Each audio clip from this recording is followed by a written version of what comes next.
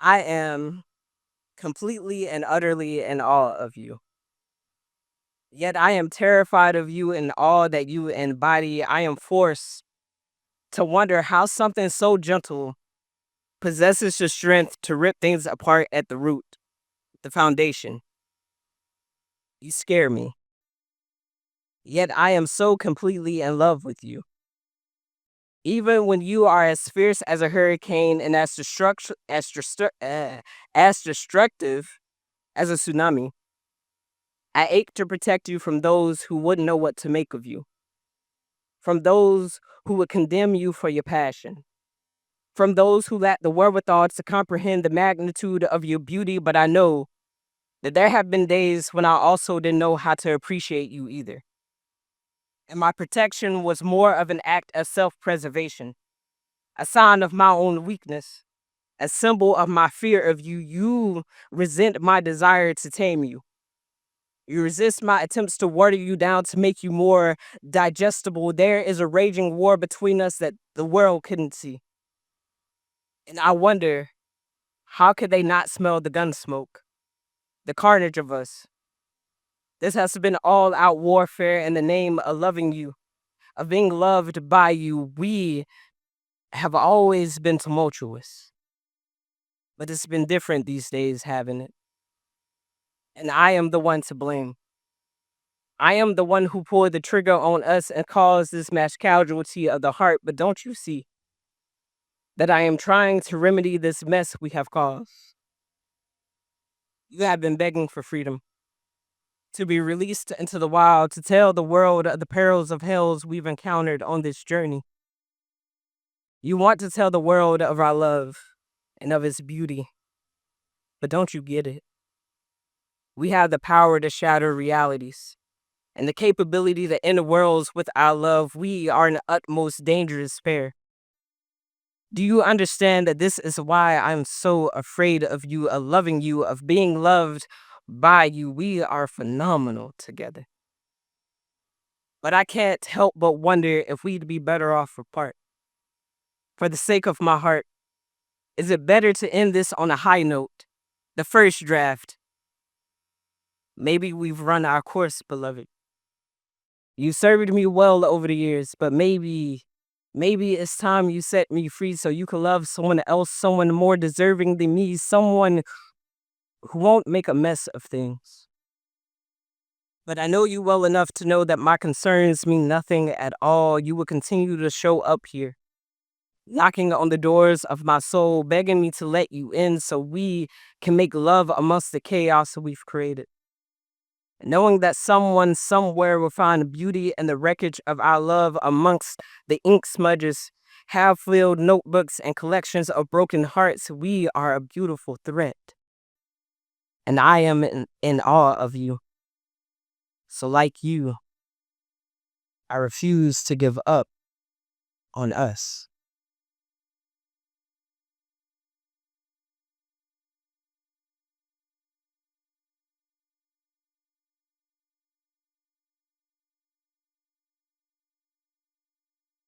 I love y'all, bro. I love y'all.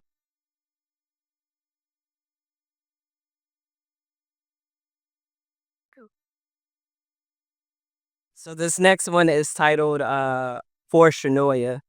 And if you have been with me on this journey, by now you would know that Shanoya is the living, breathing muse of mine. So this one is for her.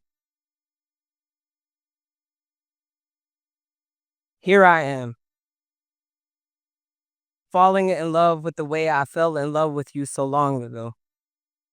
A firestorm of a woman, yet a gentle ocean filled with wonder and laughter. The waves behind your eyes pulled me in before I even had the chance to resist your currents.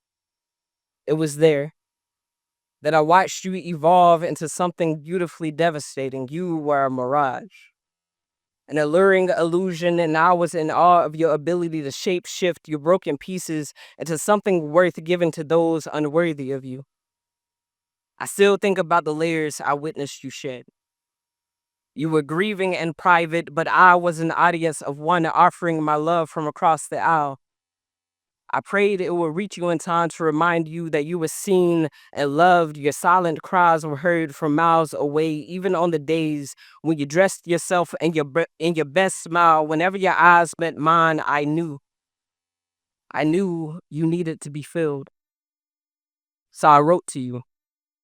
I buried my prayers for you into prose as my offerings whenever I had the chance. I loved you as loudly as I could, but the powers that be undermined them to a whisper.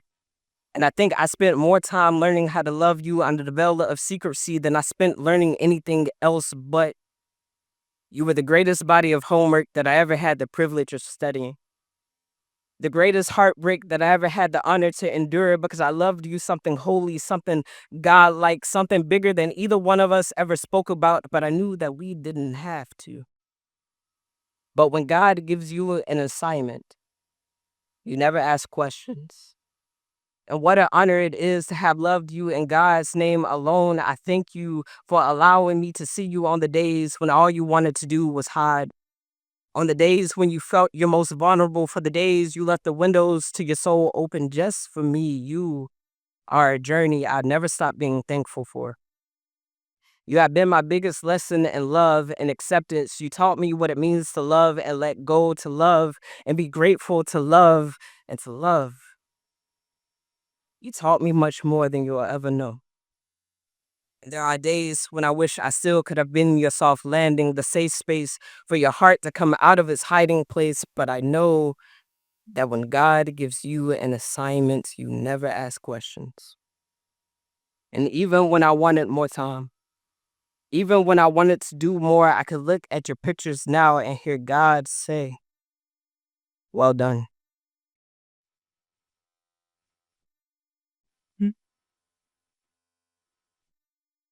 Mm.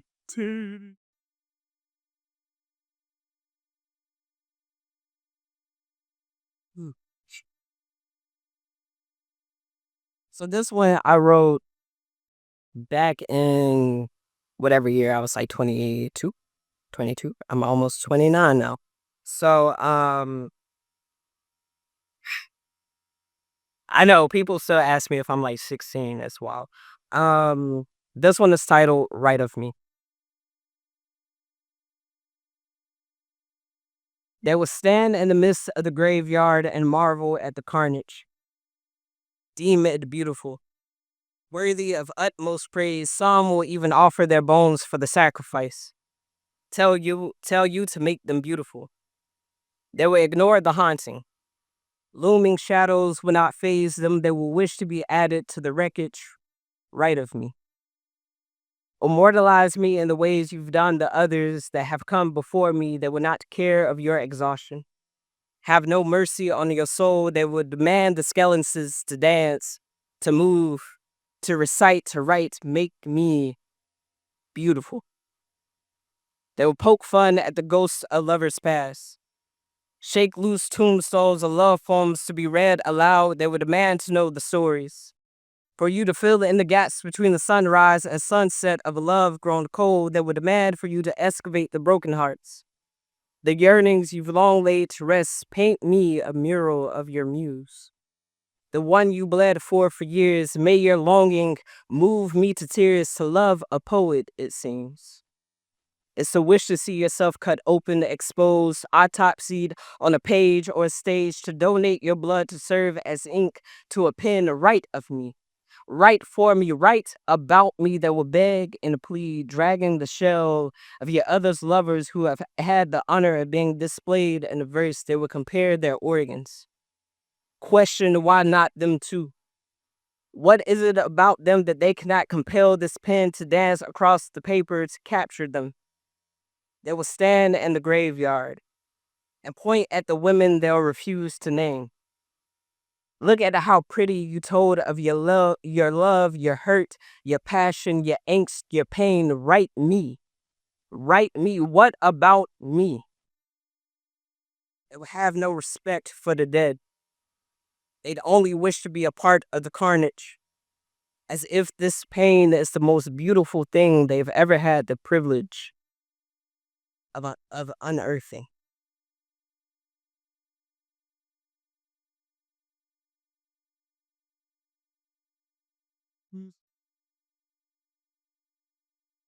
Y'all are funny, I swear to God. This one is titled She Loves Me.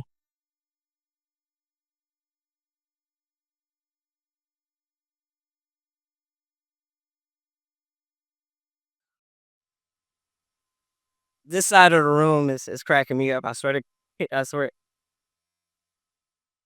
She loves me. And this I know, because her eyes tell me so.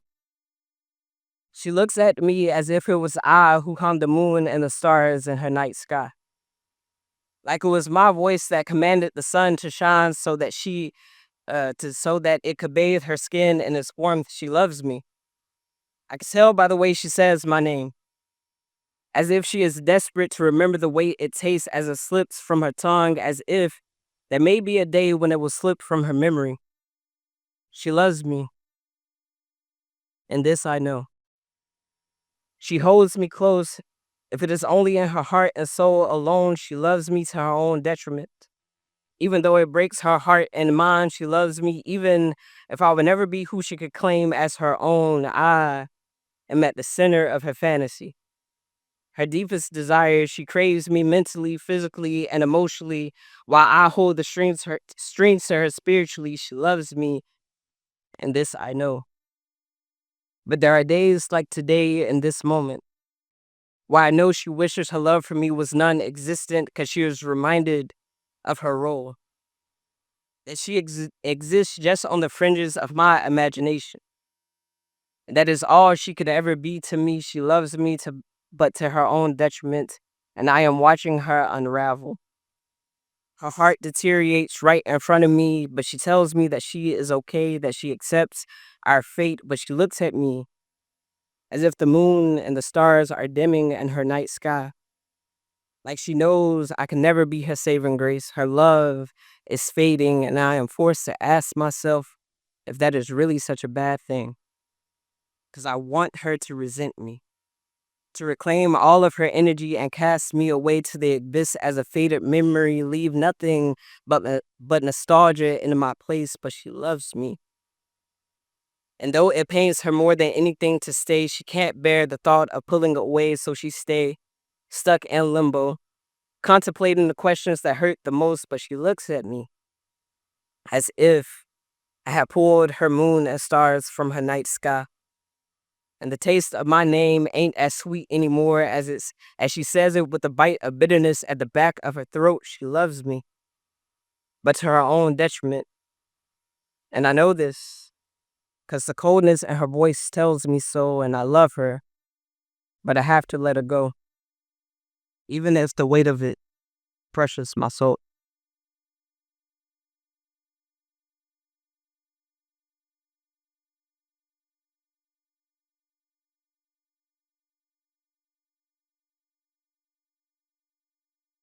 This one is titled All My Favorite Singers Sample Dead Legends. Where do the stars go when they collide in the dark? Wishing for just a little while longer, to be praised for their light, their shine, their glow. Some will die for the clout.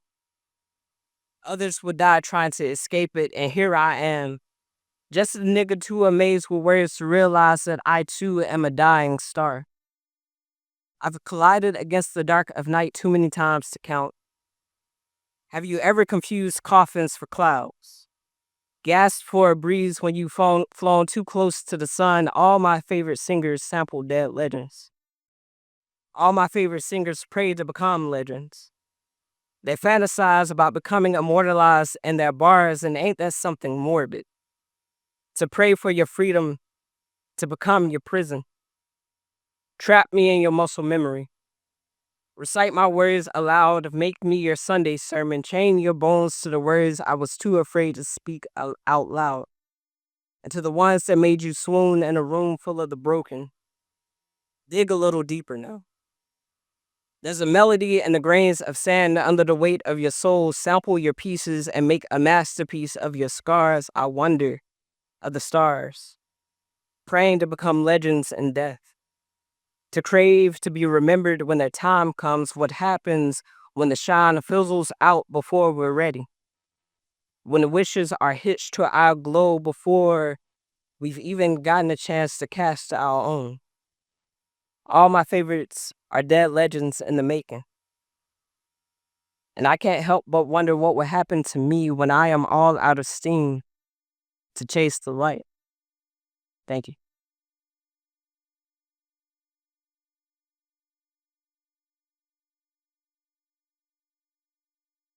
This next one is titled Higher after Tim's.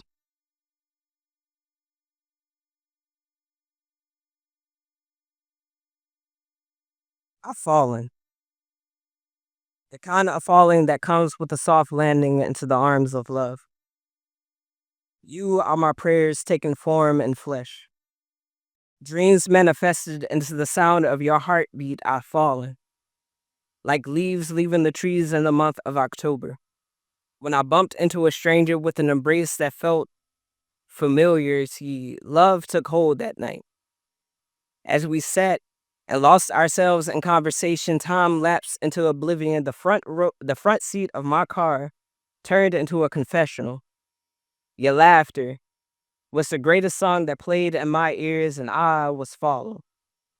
Before I could even convince myself that you were not mine to love, I loved you still a stranger. 5 a.m. came and took you back into your world, and I drove off in the opposite direction, chilled by your touch, intoxicated off the brown of your eyes. I follow. Winter came, and I danced with the dawn of night more times than I cared to admit, longing for you, though you were not mine. I waited, and love reveled in the stolen moments, torn, unconvinced that I was worthy of you, but you love me still, you love me now, and I am home with you. Fortified in our belief that I was made in your image and you and mine, our jagged edges pieced together in peace, and I exalt this love. I exalt this love and vows into matrimony, into fairy tale happily ever afters with you. I fall madly in love with all that you were, all that you are, and all the woman that you will become. This is my undoing. The dismantling of my ego and the overcoming of my insecurities. This is me. Shedding dead weight to walk alongside you as your best friend, your confidant, and your partner in love and life. This is the alchemy of making love, fusing bone to bone, flesh to flesh, spirit to spirit. This is me falling, submitting to my fate with you. This is me at your mercy, the contents of my heart in your hands as you praise them as beautiful as if you were waiting for me. You see, God must have tuned my ear to the tremble of your voice, uncovered my eyes to the sight of the parts of you that you were taught to be hidden. I want you to know that I hear you. I see you. I have fallen in love with the most intricate, sacred parts of you. Taylor, Don Marquis Britton, Tubbs, my best friend, my future wife. I love you forever, despite everything.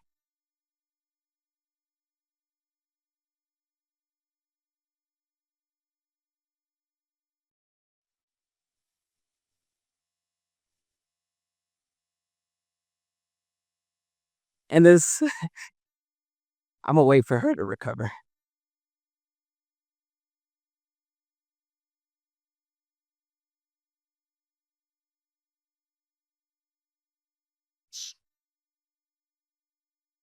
And this last poem is titled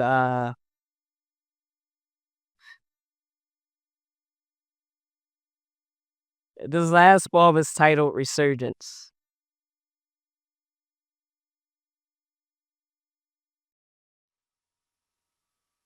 And when defeat comes to make a shipwreck out of my self-esteem and sense of self, when the cloud of depression comes to steal away the sun rays that is my joy, I turn to the foundation of my identity. I return to poetry. So I guess you could say that I'm returning to the God within me today.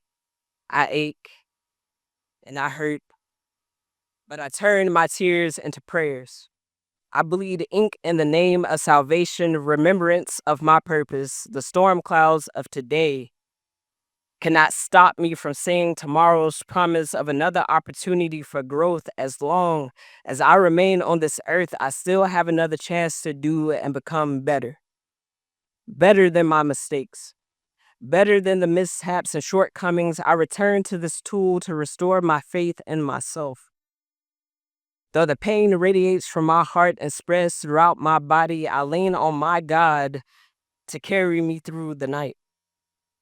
These supposed ramblings be all that I have to stand on sometimes, but that's okay. This heart still bleeds, still believes that it's worthy of life. I live on in the form of prose that may not make sense to some, but it is the encryption of my spirit fighting on to see another day. This bloodshed, this fight stains my notebook pages, staying stages under fluorescent lights. Make way for my pieces to one day behold and be seen as holy. I am worthy of second chances, awarded only to me by the person I will one day become. These poems be the treasures gifted to the version of me that almost died on December 12th, 2013. These poems be my 16-year-old self's war cry. Because if we could survive the bullet and the gun, we could survive anything. We could survive the tough days, the harshest months. We could survive today's insecurities clouding the sight of my own divinity, my own beauty, my own deserving to exist, to take up space. I am worthy of this voice, of this body, of my own grace. I am here. Because God whispered in my ear and told me that weeping may endure for a night, but joyeth cometh in the morning. So I lay my weary down at the altar. This is a spiral bound notebook, but that ties my soul in ink and rise from the sheets a warrior that fought to see the sun rays of my joy return to me. Thank y'all.